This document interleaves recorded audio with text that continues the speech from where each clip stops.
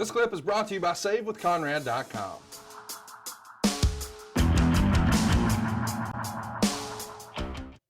We've got our main event still to go.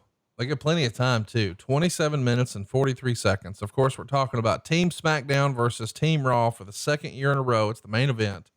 Team SmackDown here is Big Show, Rey Mysterio, Edge, Kofi Kingston, Jack Swagger, Tyler Rex, and Alberto Del Rio with, I guess, a mascot, Hornswoggle. Team Raw is Miz, CM Punk, John Morrison, Ezekiel Jackson, Santino Marella, R-Truth, and Sheamus. And believe it or not, Meltzer says he's shocked by the finish. I was genuinely surprised at the outcome because SmackDown has gotten the better of Raw in most of the angles and key outcomes building up to the match on TV. Hornswoggle was dressed up like a Viking since they're in Minnesota. Rex pins Marella with the first fall in 2 minutes and 35 seconds. The second fall is Sheamus over Kingston in 6:50. In the third fall, it's Morrison over Swagger in 13:05. Sheamus pins Rex in 14:29 after the brogue kick, and they're doing a little bit of a brawl outside. Show tries to run back to the ring. He's too far away. He gets counted out along with Sheamus at 15:26. R-Truth then misses an axe kick, and Edge spears him and pins him at 16:40, and then immediately spears and pins Morrison at 17:07. Punk gets Edge up for the GTS, but Edge escapes and hits a DDT. Edge goes for the spear and misses, and then Del Rio tags in. So Punk and Del Rio trade moves until Punk pins him with a backslide at 18:02, but Del Rio's walking away smiling, and the announcers are telling the story that he didn't even care that he lost. And this appears to leave Miz and Jackson and Punk versus Edge. But as Del Rio's leaving, Mysterio comes back out and attacks Del Rio and rejoins the match. Of course, he had been thrown into the barricade earlier and it looked like he was done for. Mysterio pins Punk in 24:06 with a 619 and a splash from the apron over the top into the ring. And then there is a little bit of a mix up. Meltzer would write, Mysterio was then bounced around by Jackson. Jackson went for his finishing Uranagi when Mysterio turned it into a DDT. Mysterio then hit the 619 and was supposed to do a springboard splash for the pin, but there was a big mix up as Mysterio slipped. Either Mysterio told Jackson or Jackson decided on his own, but the move was botched and they should continue. So Jackson kicked out, but the ref counted 3 anyway. Nobody knew how to react to this, but they decided that Jackson was eliminated at 26 minutes and 10 seconds. And that leaves Mysterio and Edge against Miz.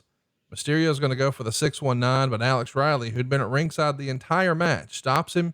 And that leads to a spot where Mysterio gives the 619 to both Miz and Riley. He goes for the springboard splash, but Miz gets his knees up. Miz goes for the pin and Mysterio kicks out.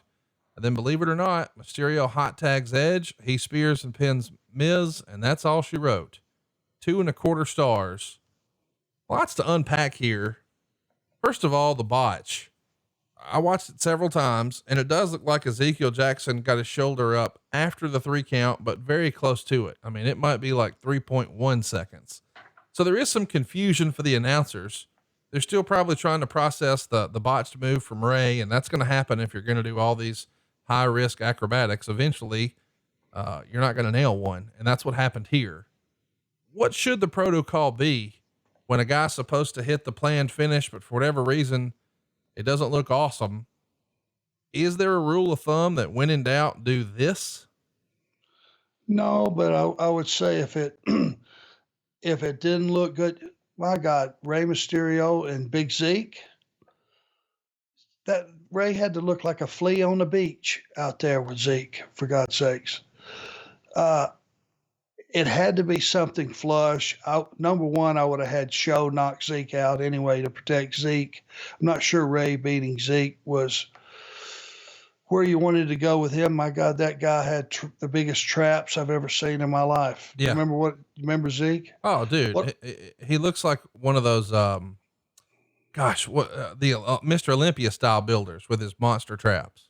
Yes, pro bodybuilder, just unbelievable.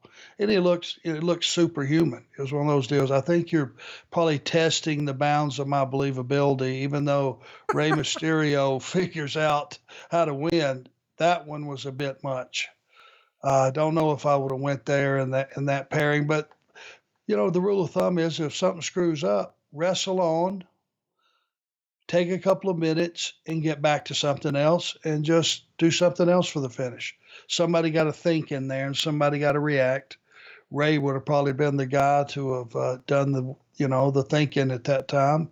A lot more seasoned than Zeke was, but across the board to have, what'd you have, 7 or 8 pins in 20 minutes? Yeah. That's one long high spot. Yeah. And you never give the audience a chance to get into it, to get a guy really in trouble, to tell any storytelling, because that many eliminations, you could have probably actually had one fall. And if you were going to do a bunch of high spots, you could at least got a couple of sets of heat and shut that guy back down and had a little bit more form to it. It feels like to me it was just one long high spot. And if that's the case, the audience never gets a chance to really digest what's going on. It's like, some matches go 20 minutes and you can't beat the other guy. Well, 8 guys got beat in 20 minutes. Feels a little log jammed to me. There's a line in here, and listen, we fans have always believed that Raw was the A show, SmackDown was the B show. And we felt that way because we thought that's how it was slanted. And Lawler sort of removes all doubt with a line here. He says, if you become a big enough star on SmackDown, you can become a star on Raw someday, which to me was like, yeah, this is definitely what the company thinks. I mean, in your opinion, was there an A or B show? Do we have it wrong?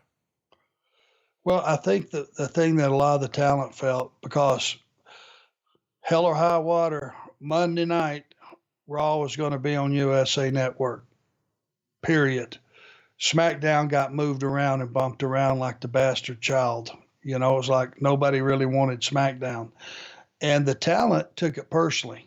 The SmackDown talent, I know for a fact, Finley was one of the, their main producers, if not the main producer. And there was a division, when you had Undertaker on SmackDown and, some of those locker room leaders, there was a definite competition between Raw and SmackDown, and the SmackDown guys felt like they were the A show. They were just slighted on their programming and how they were bumped around, because every time you change networks and change times and change days, your audience has got to reset and go and find that. They're not necessarily up to speed on it. And if they flip the channel and it's not there, they move on to something else. They don't immediately start researching. So there were some problems with SmackDown and being on the different networks, but certainly the competition, each group of guys were very brand proud of their brand and pro brand, if that's the right terminology. But they were very competitive. Hey, it's Conrad Thompson. Thanks for checking out the podcast here on YouTube. Be sure to hit the subscribe button and the notifications bell so you get a notice anytime we upload some new content. And go save yourself some money right now. If you're in a 30-year loan or you have credit card debt, it's not a matter of if I can save you money. It's a matter of how much. Find out right now for free at SaveWithConrad.com.